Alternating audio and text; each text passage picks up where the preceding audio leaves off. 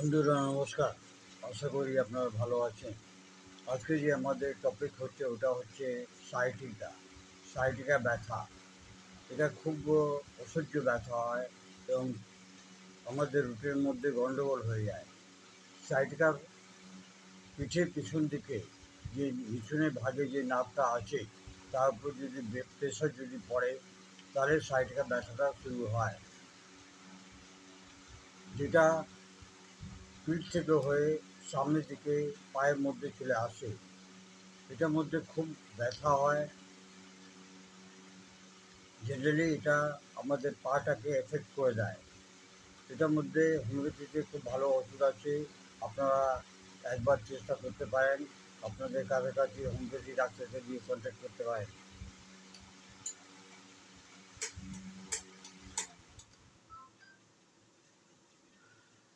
আজকে আমি আপনাকে কিছু হোমিওপ্যাথিক ওষুধের সম্বন্ধে বলবো, যেটা সাইটিকা ব্যথাতে খুব ভালো কাজ করে।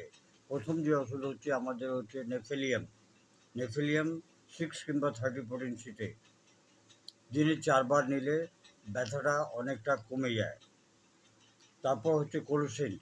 কোলোসিনটাকে 1 potency-তে 1000 potency-তে আপনি দিনে 2 বার নিতে পারেন একদিন।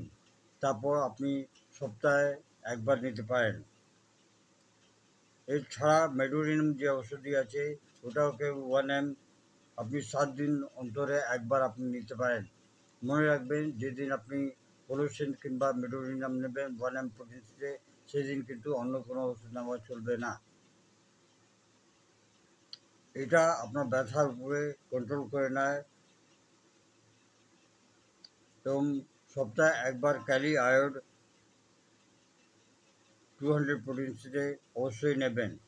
ওর সঙ্গে নেট্রামিউর, ক্যালিফস 12x, নেট্রামিউর 12x এবং ম্যাকফস 12x, প্রতিটি ওষুধের 2টো করে ট্যাবলেট আপনারা উষ্ণ গরম জলে ফেলে দেবেন 1/2 কাপ এবং সেটাকে আপনি খাবেন।